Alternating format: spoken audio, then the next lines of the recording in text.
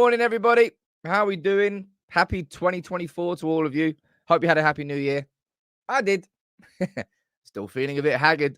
Watch out. I'll be fine tomorrow. But look, it's the January transfer window. There's loads to run through, man. That was a hell of a catch-up I've just had over these last couple of days. We're going to talk about Raphael Varane, Victor Lindelof. We're going to talk about Thomas Müller, Choupo-Moting, Timo Werner, Guirassy. What Man United are going to be doing in terms of signings in the January transfer window? We already know that Donny van der Beek is gone. He's off to Frankfurt. Who else could follow him out the door? Jadon Sancho? What about Raphael Varane? What about Martial? Hey, this is going to be a big old catch-up show. I hope that January is going to be a busy transfer window for United. I don't know how busy it will be. How much money is available? And there's a lot of questions I know you have. And I'm going to try and answer some of them in this show. But yeah, I hope you had a happy new year. Let me see who's standing from the member gang. I'm looking forward to, I think 2024 is going to be a significantly better year for United. That might just be the optimistic me coming into the year strong, new year, new me and all that. But I think it will be. That's what I hope anyway. With the Ratcliffe situation that's beginning, we're going to speak about Ratcliffe. Hopefully he's going to be in Manchester very soon. Dave Brailsford is already at Carrington. And the audit is fully underway. We'll speak about that as well. As I said, there's a lot to run through today. Good morning, Magruba. We've got Teresa. We've got Matt. We've got John and Klein and Pete. How you doing, everyone? Poz, Saeed. We've got Jonathan, Whizkeys, Robert, Stu, you're there. Chris, Top Death Angel. We've got Ines Gwynfor and Paula. Good morning to all of you. Who's on Facebook? Let's have a look. We've got Ramalingam. We've got Mallory. Good morning to you. Odame. We've got Mark Kennedy, Chris Wynn, Wayne Hogarth, and there's plenty of you joining in. As always, good morning. Now, what we got lined up this week? We've got Wigan on Monday, mate. January. We've gone from the craziness of the December fixture pile-up to what could be a very, very quiet January. Now, we've got Wigan on Monday. I believe we've then got Spurs 6 days later. They are the only two games that we've got scheduled in January. Now, United should be beating Wigan, so we should have the fourth round of the FA Cup. And if that is the case, that will come towards the end of January. But it's only 2 games in January guaranteed, and there's a maximum of 3. So this January is all about forward planning, all about the work that Brailsford and Ratcliffe and INEOS are starting to do. And of course, the January transfer window. Now, spoiler alert. We're skint. Spoiler alert. January is not going to be a window where we go out and make mega signings. Right? I hate to be the bearer of bad news. That's just a reality of Manchester United at this moment in time. Lots of you, I think, will be fairly asking, well, what about the INEOS investment? What does that change? I'm going to run through that a little bit later in the show. But let's run through the news because there is plenty to run through. Okay. First things first, we speak about this man, Raphael Varane. Now, I think it was actually, I've got it here. It was back in December when Laurie Whitwell released this article that kind of caught everybody by surprise, right? Because we all thought that Rafa Varane's contract expired not this summer coming up, but the summer after. So then the conversation that, hold on, Varane's contract might actually expire a year earlier was completely correct. Laurie Whitwell's information was spot on. And this is the latest on Raphael Varane, which is definitely worth of the first port of call for us today as a conversation. Because reports both from Matt Hughes in the Daily Mail and from Rob Dawson from ESPN are saying that Manchester United have chosen not to extend Raphael Varane's contract. Now, what does that mean? That means that Man United have decided not to trigger the extension, the 1-year extension, kind of in the same way that we didn't trigger that with David De Gea. Now, the reason that we're doing that is because Manchester United do not want to extend a contract. You can see the numbers there as well. North of £300,000 a week is what Raphael Varane is on. And look, we know the issue with Varane. When Varane's fit and firing, he's still a very, very good centre-back.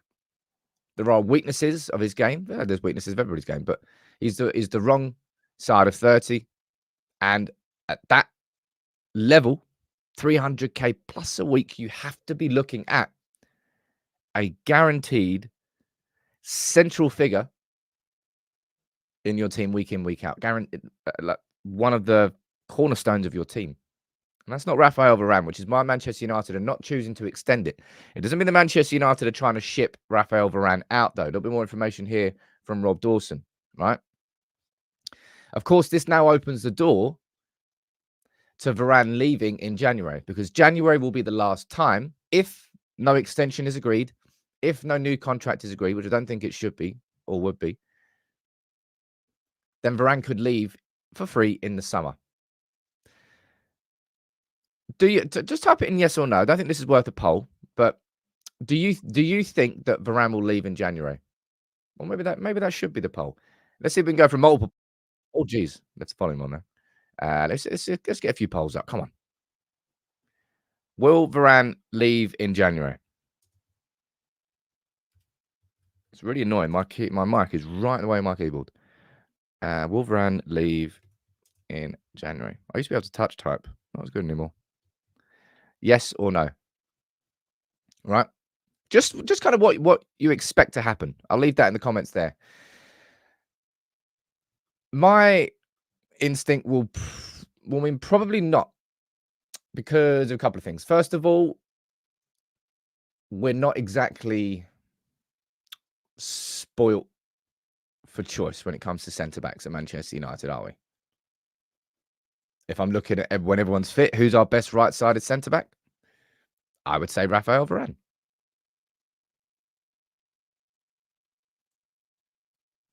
It's just that he's not fit every single week. And it happens.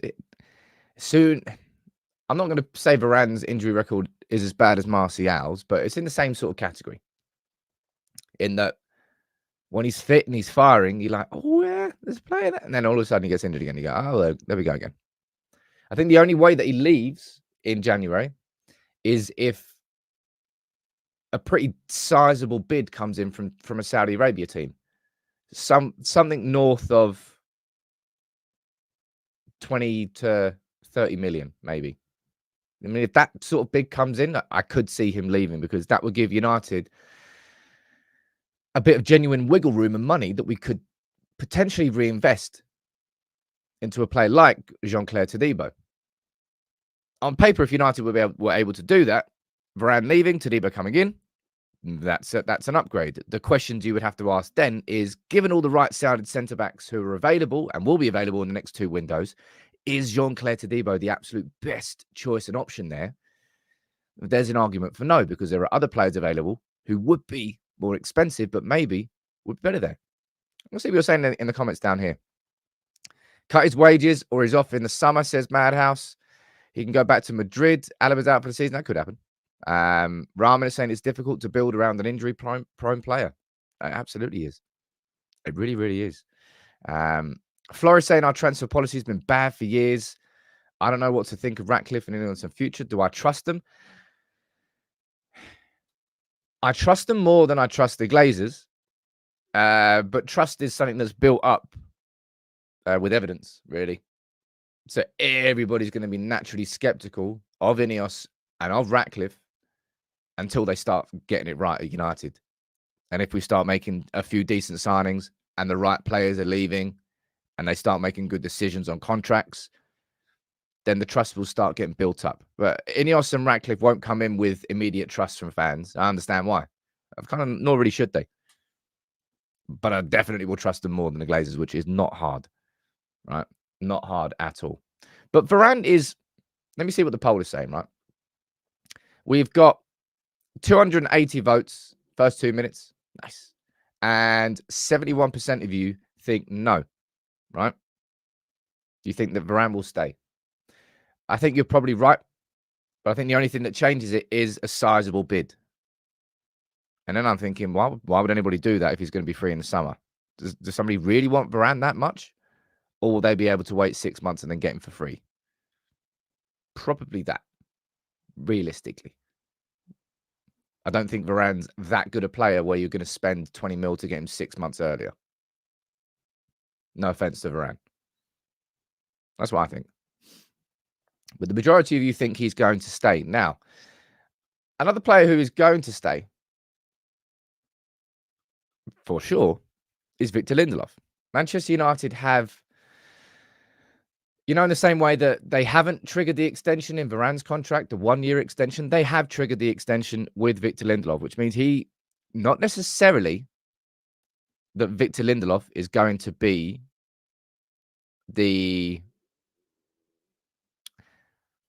it's not guaranteed that he's going to be here next year, but it's guaranteed that we won't lose him on a free transfer. And that, for me, feels like why we have renewed Lindelof. It's only for 1 more year, by the way, so don't lose your shit in the comments.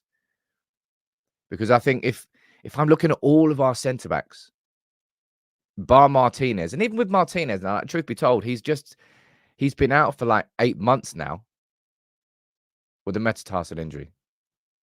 And fingers crossed he comes back and he's absolutely on that top level again. But he's going to have to not work his way back into the team, but work his way back up to that level again, which I think he will. But Maguire, Lindelof, Varane, all of them can leave. And all of them can be replaced. And that's the problem. And that is why I think United are doing that. I think replacing Lindelof is not seen as as significant a priority as others. So just extend him by 1 more year. I think we realistically need like 3, arguably 4 centre-backs over the next 2 transfer windows. And I just think United are looking at replacing Varane as something that's going to have to happen before Lindelof and probably still Maguire. I'll be interested to know, has anybody's opinion on Maguire changed? You can let me know in the comments. You know what I felt about Maguire going into the summer.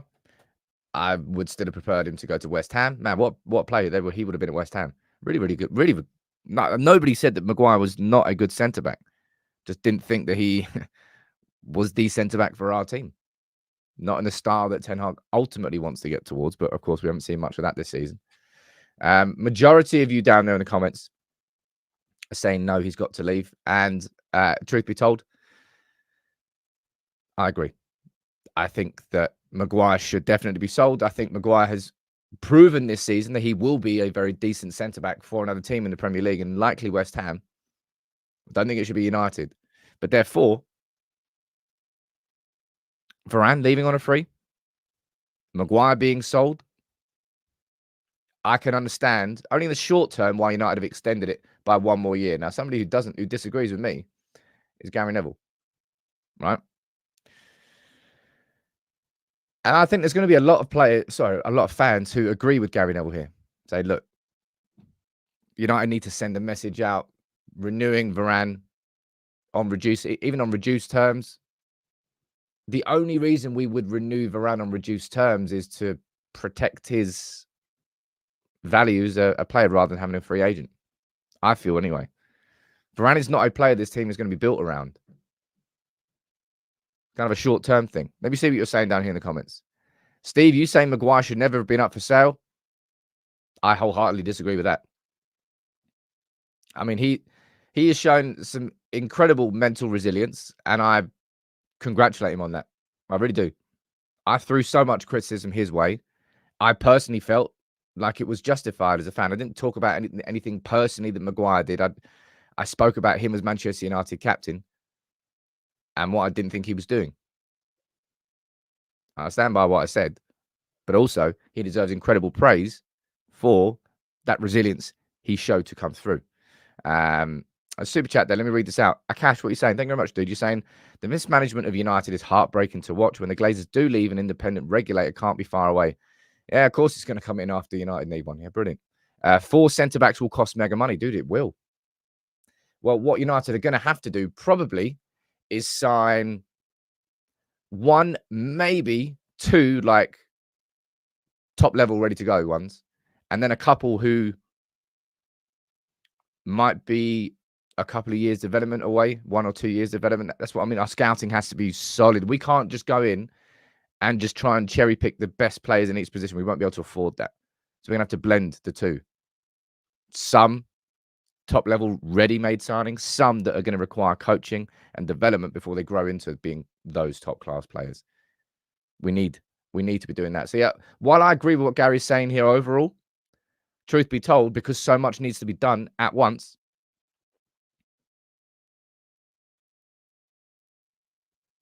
it can't all be done at once. So you're going to have to choose and prioritize. Steve, Maguire's been by a country mile our best player this season, and you're still throwing pelters at him. How am I possibly throwing pelters at him? How are you taking it in that? Man, people just go to the extremes, man. Throwing pelters. No. He has been probably our best player this season. He deserves fantastic praise for how he's played. Do I still think he should be moved on in the summer? Yes. How is that throwing pelters? Yeah. People hear what they want to hear. I swear people hear what they want to hear. Craig asking about thoughts on Chelsea opening talks with Nice for Todibo.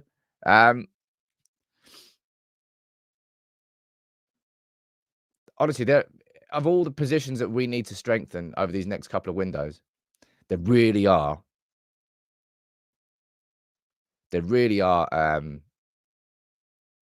a lot of very good right-sided centre-back options. So I wouldn't get too hung up over the concept of one, whether it's Todibo. And Spurs would, I think, sniffing around him. Now they're going after, is it the Romanian centre-back from Genoa? Can't remember his name. I personally don't think that Nice sell. No, I don't think Nice sell Todibo in January. Like, could you imagine if Ratcliffe told Nice to sell Todibo to United in the season they finally get it together after like 5-6 years under the INEOS ownership? There would be straight up riots. Stephen, I don't know if you're like related down there to Maguire in the comments, but I'm not having a personal argument with you, mate. All right, I've already said my point. What was the next point I want to speak about? Yeah, right. So there's going to be a couple potentially more contract extensions. 1-year contract extension. They're saying, look, the same is expected to happen with Hannibal and Wan-Bissaka. Hannibal and Wan-Bissaka's contracts, of course, run out this summer. Hannibal, I think what we've seen previously is Hannibal has not gone to the African Cup of Nations because what is expected is that he's going to go on loan, and before he goes on loan, that he signs a new contract with Manchester United. That's what we saw last week. I think that story came out. So don't be surprised if those talks start with Hannibal. And yeah, I don't want to lose Hannibal on a free. I think he should sign. I think Hannibal should be signing a new contract rather than a contract extension. Wan-Bissaka, I think, will kind of split United fans. Maybe not 50-50, but I think there'll be some United fans that don't want to see Wan-Bissaka signing a new contract extension. In my opinion, I think of the two right backs we've got in Dalot and Wan-Bissaka, I would prefer United to, I think, keep Wan-Bissaka and then sign a better version of Dalot. I think as a defensive centre back, even Wan-Bissaka's been switching off. Was it away at Forest or was it somewhere else? When he lost the ball, or like he decided to go really aggressive on the press and then just jogged back. I don't know. I'll be honest. I'd have question marks over the long-term futures of pretty much all United's fullbacks, apart from Shaw. Pretty much. Is that way Newcastle? I mean, sod knows. But from an individual one-on-one defensive perspective, Wan-Bissaka is one of the best in the business. People are talking about Frimpong down there. Guys and girls, if anybody's watched any of Bayer Leverkusen this season, Frimpong, he'd be better as an alternative to Anthony than he would be as an alternative to Wan-Bissaka at right back. Frimpong is basically a winger.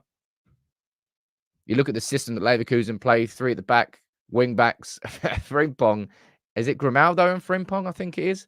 They are so far forward. They are actually wingers, right? So I don't really think there's a point in talking about Frimpong coming in as an alternative to Wan-Bissaka at right back. In my opinion, anyway. Now, you might disagree with that. But maybe new contract extensions for Hannibal and for Wan-Bissaka after United extended Lindelof's.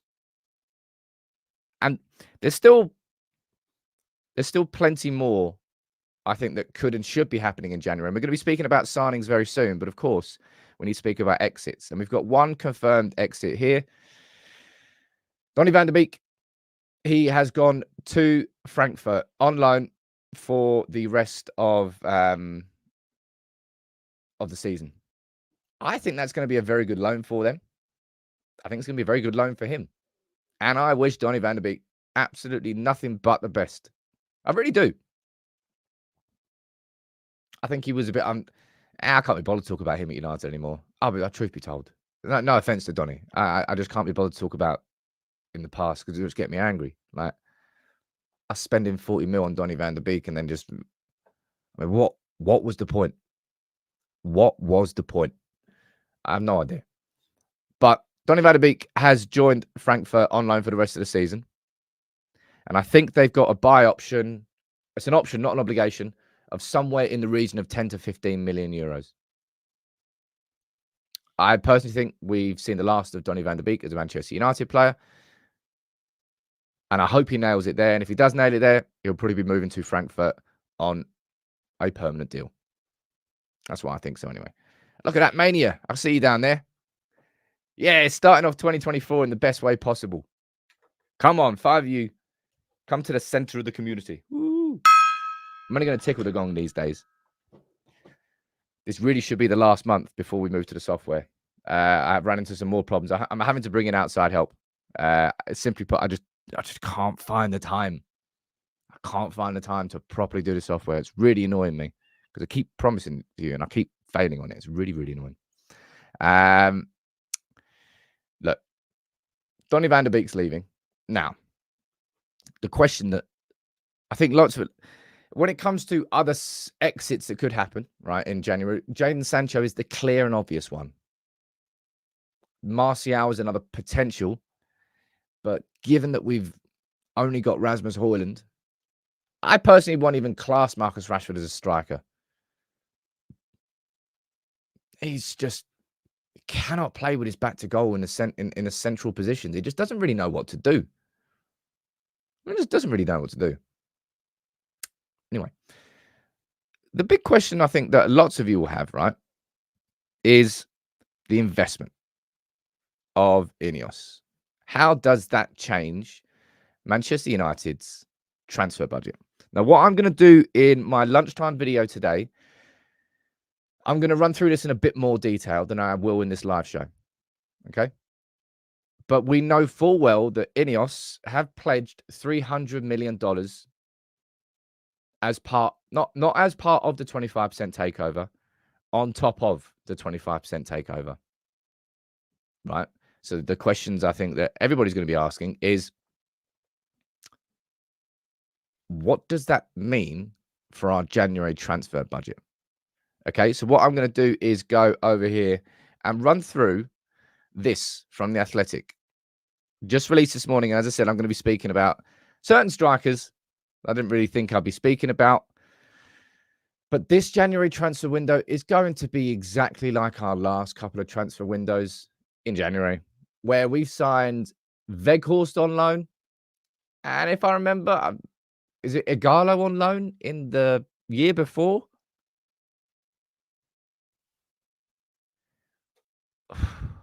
Man, the January... United in the January transfer window stinks. Absolutely stinks. And this January is pretty much lining up to be exactly the same, right? So the Athletic are reporting this in terms of how much money United have got to spend. It said this, right?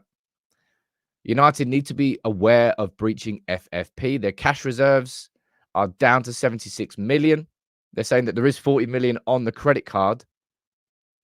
And that's the big difference maker. And this is why it's pretty much impossible to say United have X amount to spend in January. Because it all changes if we sell. Getting rid of Donny van der Beek on loan, right? It's a good start to the window. That's not really going to massively move the needle. Getting rid of Jadon Sancho,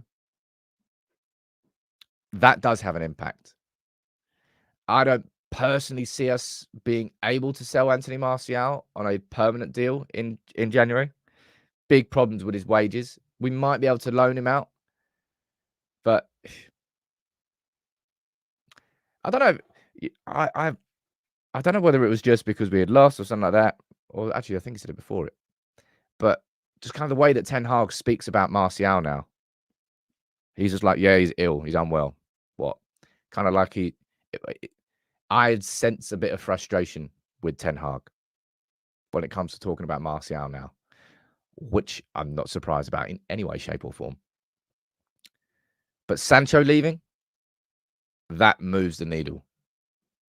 Martial leaving, I don't think it'll be on a permanent deal, but that could move the needle. Varane leaving on a permanent deal could move the needle, but that would leave us weak when it comes to centre-back options.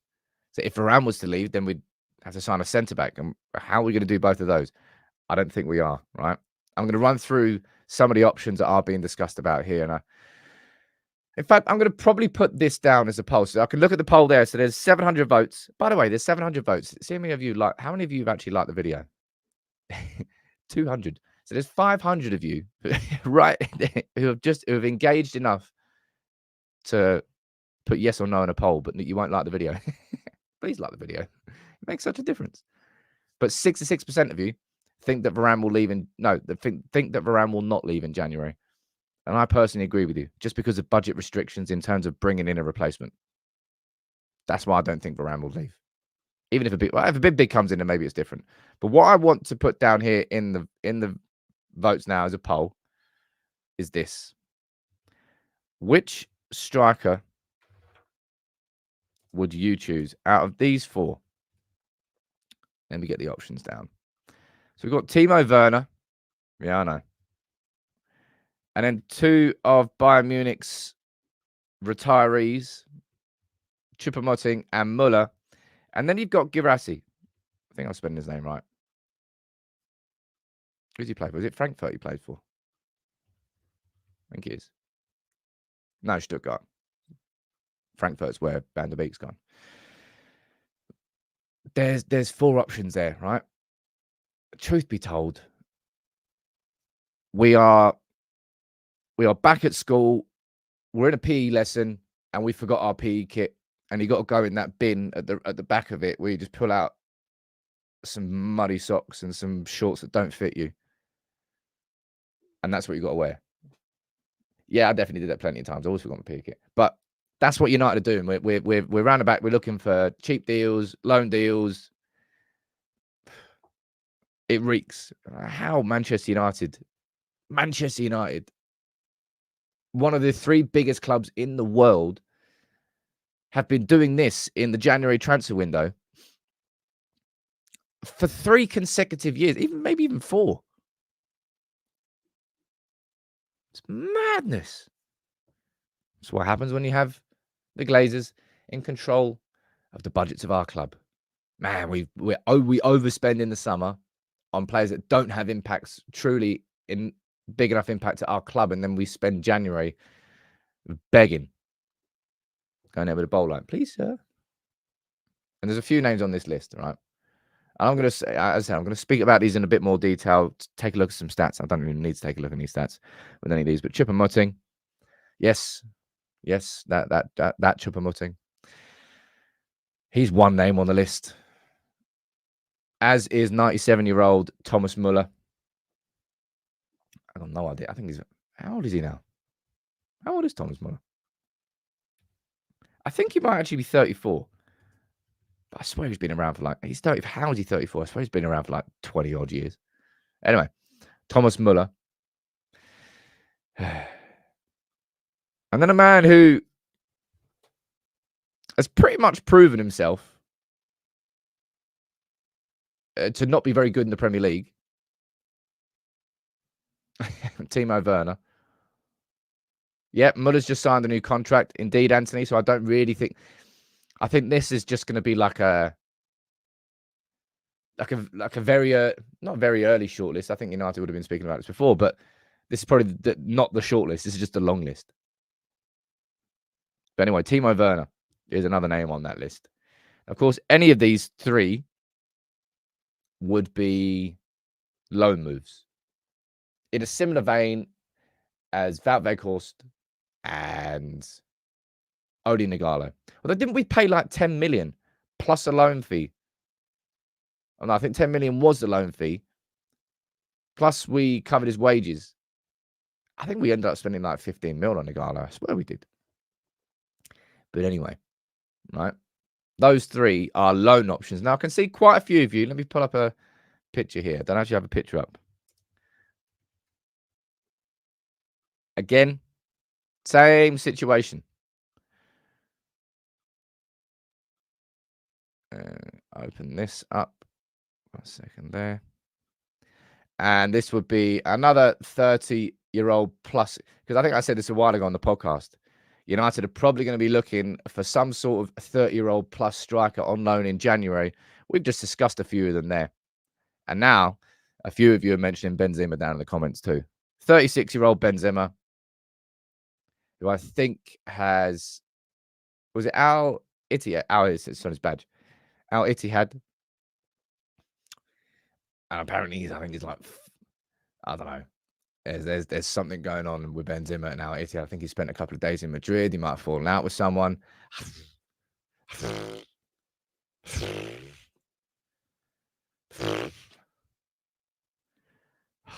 Man,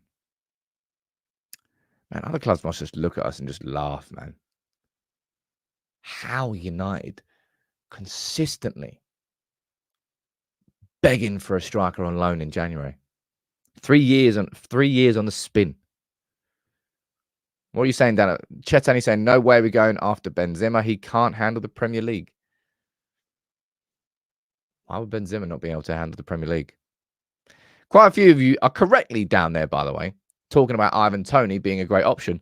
Yeah, he would be a great option. Who would cost north of 75 million. There's literally more chance, I think, of me. No, I don't think there's literally more chance. But there's no chance that we go after Ivan Toney. Not because he'd be a wrong option. Because we don't have the money. Just the truth. Jibak. Honestly, man, it's just bad, isn't it? Why can't we raid South America and get a cheap young player who can at least do a passable job? That would require excellent scouting. And I think, didn't City just sign somebody from... it's an Argentinian lad. I can't remember his name. Or they're about to. You know, the same way that they got Julian Alvarez. The same Julian Alvarez that Ralph Ragnick recommended, by the way. But I think they've just signed someone else. Daz, you're saying we have the funds, don't we? And this is the thing that I would like to get more information on, right? Because the Athletic are reporting here that even though the money is going to be coming in from INEOS, that $300 million, that it won't actually be able to affect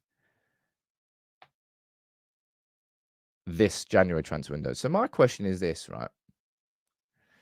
So for anybody who doesn't understand or know, when it comes to the new profit and sustainability rules from the Premier League, football clubs are allowed a loss of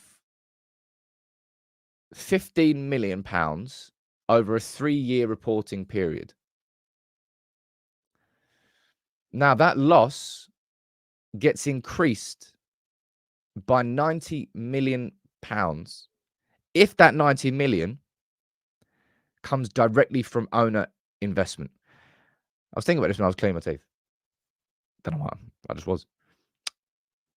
The reason that the Premier League does that is to encourage direct investment from owners into their clubs. Therefore, direct investment into making the Premier League a better league. Therefore, that's why the Premier League gives clubs that option. Now, up until this point, we've never been able to use that extra buffer because our owners are the Glazers. Spoiler, they've never invested a single penny of their own money into the club. Ever.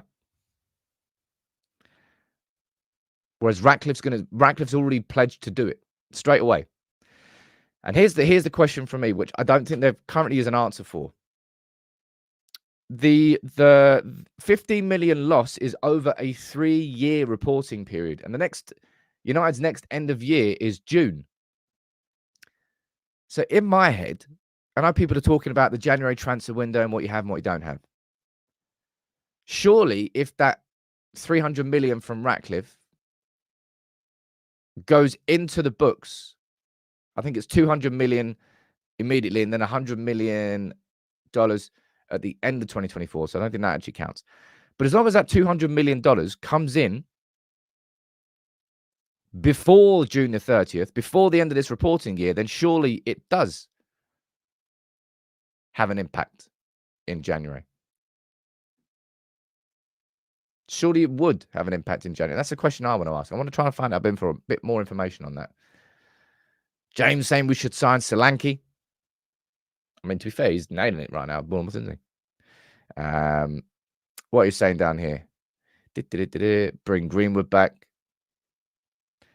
We're going to have that. No, I'm not talking about that until I need to. JC, you're saying, look, I said this to you before. I'll say it again. I'll pull this photo up right now. Day one of the actual rebuild of our club was Christmas Day 2023. The first day where we knew that the Glazers were not in control of our football operations anymore. We've been going through all these false dawns of rebuilds, and truth be told, none of them were ever really a rebuild. As much as I wanted them to be, as much as I hoped they would be, they never were. Cedric, you're saying that FFP ends in March. Okay, well, I need to read up more about this, but the point still stands. What I'm trying to say, I don't feel that Ratcliffe not having he's waiting for the fit and proper owners test to be done. I think it could take like 4 to 6 weeks. I don't think he needs to have that done before that money can, because United can correctly forecast that this money is going to come in because it's already been pledged.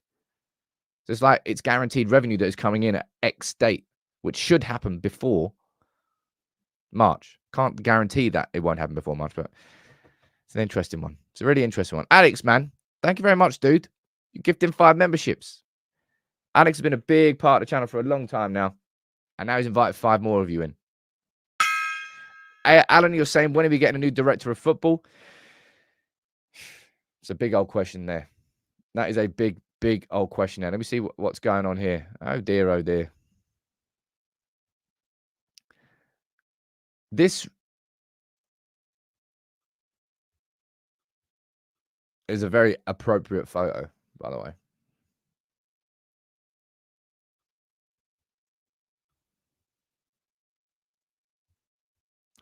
I never understood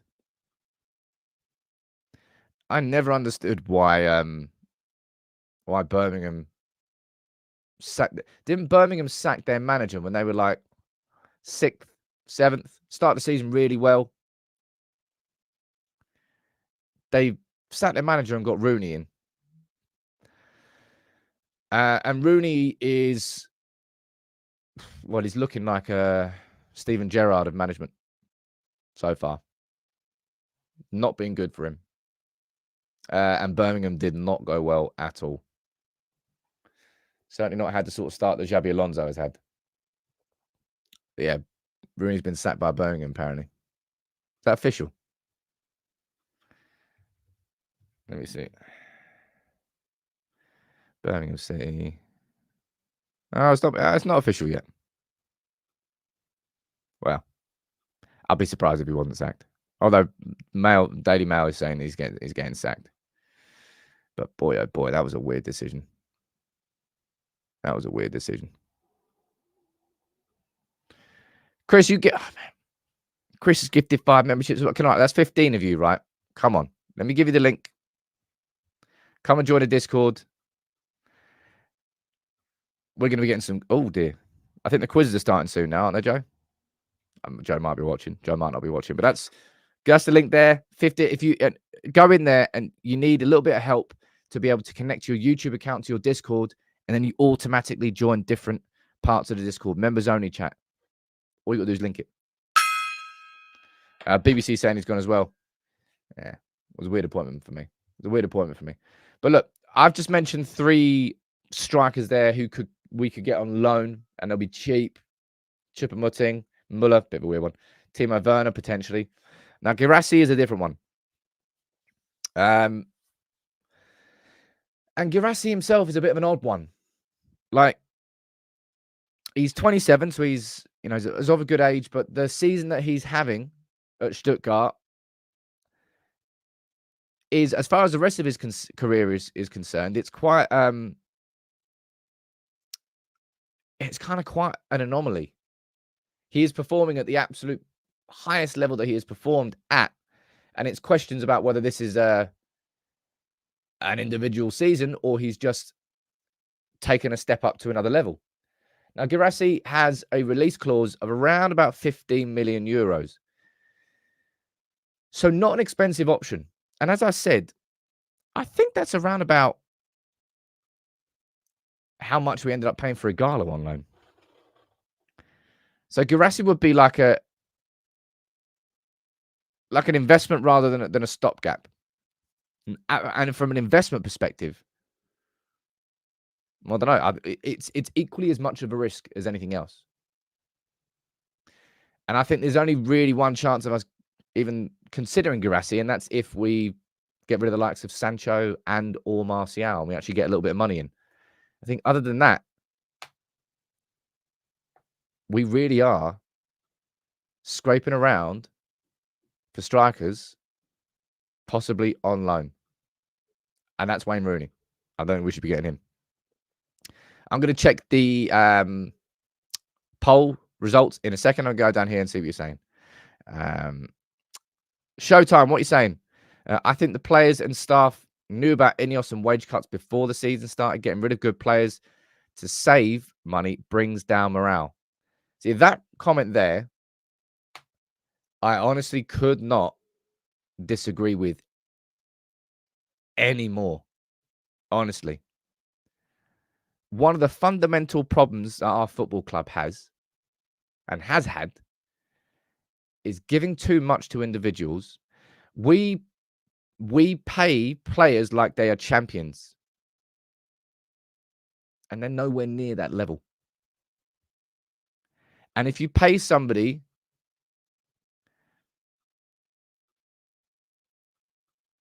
$340,000 a week, you absolutely should be expecting these players to be on the top. They are in the top. On those wages there, that's a top 5% of earners in the Premier League sort of level of wages, right? So you better show that you're a top 5% in the Premier League level of player, which I don't think Manchester United have done for a long, old time. So many of our players are on inflated wages. And if you've got somebody on that level of wages, why are they going to work any harder? I'm already earning as much as I could be earning, because to everybody, not to everybody, but to certain players, winning isn't what drives them. Man, Raphael Varane has won everything. And maybe he does want to win the Premier League. But he's on $340,000 a week. That's fine. Mate, we need to reduce our wage bill so badly. And we need to switch. That is part of the culture. And there are people that have. It's hilarious watching some people. They're like, oh, yeah, United have got rid of De Gea and Casemiro.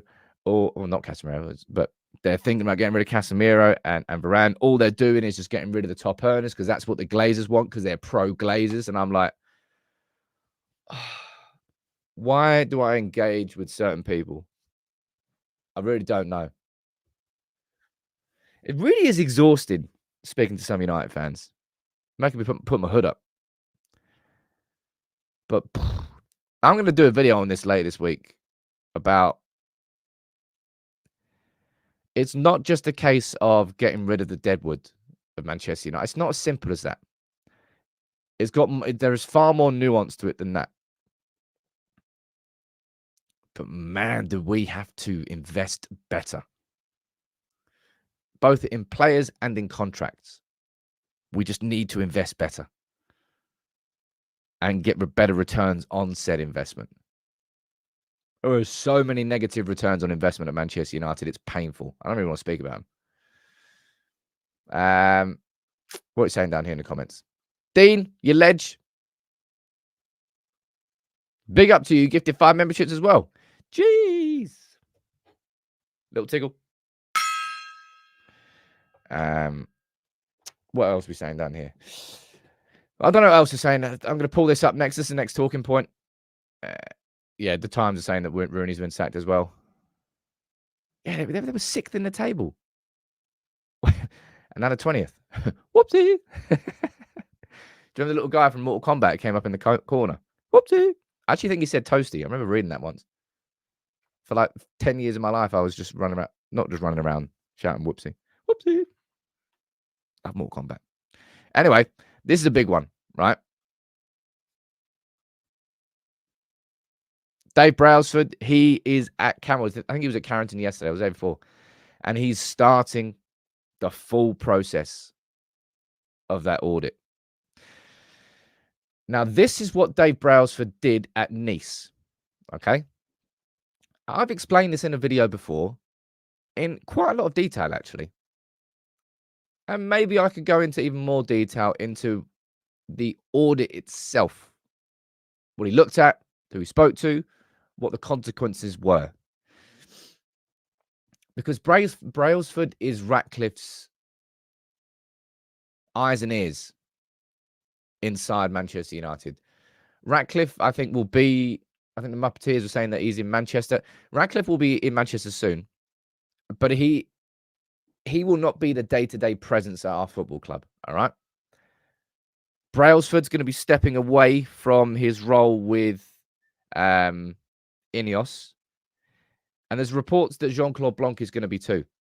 And I think he has to. I don't think you can be CEO of Manchester United and be CEO of INEOS Sport at the same time. But Brailsford is at Carrington. This is what's been reported, all right? And this is what Brailsford did on his first day. Brailsford is spending his first day meeting staff and touring United's training ground, accompanied by John Murtough and Patrick Stewart. It is regarded as a light touch opening, but ultimately Brailsford is set to evaluate areas for improvement and report back to Ratcliffe. Do you know how long that document's going to be? If you don't laugh, you cry. That's going to be some document. It will definitely be shorter of writing things that don't require improvement. It's like Ofsted going to a school. Requires improvement, requires improvement, requires improvement, requires improvement. I don't know why John Murtough's. I know why John Murtough's getting involved in these conversations, but he shouldn't be. John Murtough, I've spoken about this in quite a lot of detail. Richard Arnold's already left, so Jean-Claude Blanc coming in and stepping into that role as CEO it feels like an easier transition than it does for replacing John Murtough, which I absolutely think the INEOS are planning towards. I always just felt like that one might take slightly longer. And I'm not sure. Spidey senses it anyway. I just get the feeling that we could well see someone like Dan Ashworth coming in as like the football director, whatever you want to call it there, director of football, and potentially somebody like Paul Mitchell coming in and being head of recruitment. Because if I'm correct right now, I think The Athletic mentioned this. Let me pull this up. Manchester United's transfer department, as it stands, is this. There we go. Right. Steve Brown, director of scouting. Steve Brown's been around for a long old time now. He's one of the only people that's really survived. Matt Hargreaves was brought in last summer, I think, and he's down as a head of transfer negotiations. So effectively, I think you could see, just in my head anyway. We'll find out what happens in time.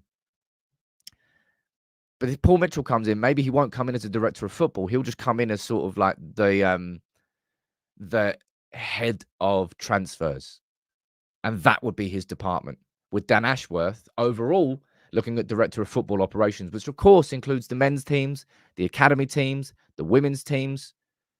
So Paul Mitchell wouldn't be able to do all of that and focus on the transfers. It might be a case where United, I think, get somebody in specifically to just head the transfer department in isolation, and a director of football who oversees the whole football operations. It feels like we need two of those, in my opinion. Might be wrong. We'll find out. Oh man, JC. Man, you're a great dude, man. 20 gifted memberships. I need a haircut. Oh, the barber's open today. Oh, that was terrible. That was better. Get double ding.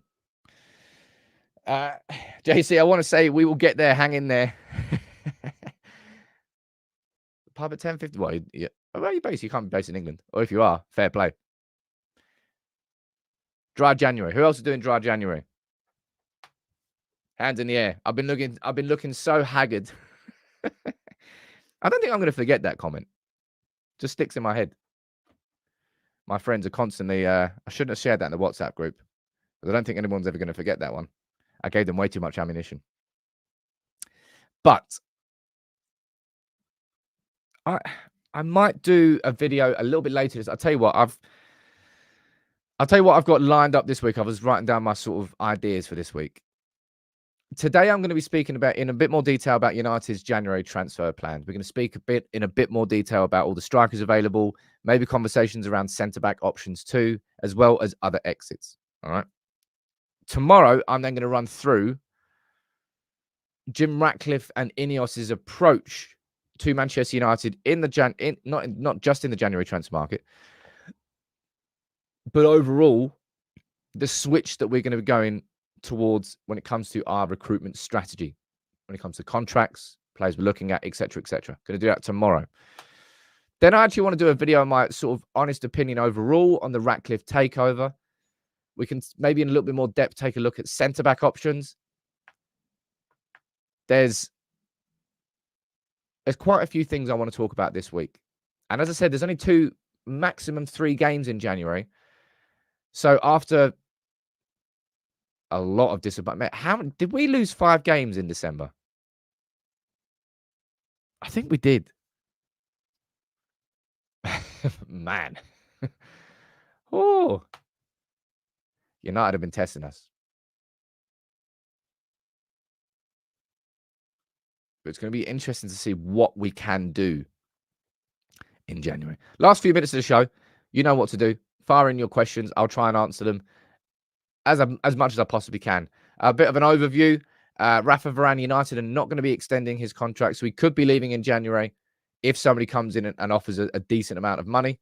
We have extended Lindelof's contract by 1 more season to protect losing him on a free. And given that we need to replace realistically Maguire, Varane, and Lindelof, I think we're just kind of pushing that one a little bit further down the line. Actually, I'm going to go down here and see what you're saying in the results of this poll. This is going to be an interesting one, right? Let me check this. There's been 853 votes, and 51% of you, right, you're saying that you would like to see Manchester United sign Guirassy. Let's see who's second on the list. Second on the list, I believe, was Timo Werner. Basically, you're all saying, don't go and sign the 35-year-olds, please. I can understand that.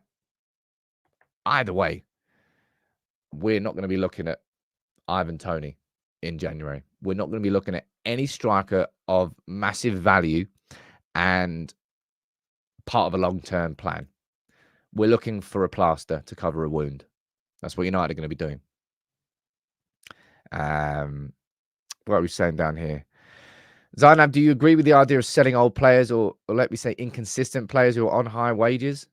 Like, yeah, man. I honestly don't understand how that's it. If that question to me feels pretty rhetorical. Yeah, we should be. Like Casemiro's not part of the long-term future of Manchester United. I don't think he should be. I don't even think we should even be considering letting him go in January. But if we're planning properly, then in the summer, we're going to get a decent fee for Casemiro and we're going to sign a much younger replacement who is part of the long-term future of our club. That's what we should be doing. Find out if we do. Thoughts on Taremi for 10 mil? I think this is one from Porto, isn't he? We linked with him in the summer. Us actually spending any money in January depends on sales. Van der Beek leaving is not a sale. It's a loan exit. Sancho is the only realistic big amount of money we can make. And he's going to go in January. If Sancho is here in February, then my word, we have failed. It's clear that Ten Hag doesn't see him as part of the team. So let's not hold him around anymore. That'll be pointless. But look, that's the first live show of the year. That was a big old catch-up and a roundup. Varane, Lindelof. We spoke about all the strikers. We'll speak about it across the course of the window. If you are new to United People's TV, make sure you subscribe. I'll be here Monday to Friday, 10 a.m. My lunchtime video will be going out today, and it'll be on the strikers that we're looking at. Maybe we can pull up another couple of names. We'll run through those. Madhouse is saying, is Ten Hag staying? Ten Hag isn't going anywhere right now. Dave Brailsford and Jim Ratcliffe are starting the process. Actually, no, to be fair, this has already been going on behind the scenes, but it's the fact that Brailsford can actually do it now at Carrington rather than just looking at data. He's looking at hard evidence with his own eyes. That started, and Ten Hag's future is going to be part of that. There is absolutely no guarantee whatsoever that Ten Hag keeps his job. He'll know that. I think we all know that right now. Once they've actually conducted everything and they can actually make a fair assessment based on their own evidence, not what other people have told them or what they've been seeing, that's when I think they'll make that. What about Sancho and Greenwood for a swap with a decent striker? I mean, you pulled that straight out of fantasy football land, really. So you need to find a club that has a good striker that wants Sancho, and then we recall Green, and then we send them both, and then we get it. It's a lot of moving parts there, Dean. I don't think that's realistically going to be happening. But look, everybody, thank you all for tuning in. I told you I'll be back at lunchtime today. New Year, January, another window where we just it's frustrating how skint United are. Anyway, I'll cover it all. Much love, and I'll see you at lunchtime today.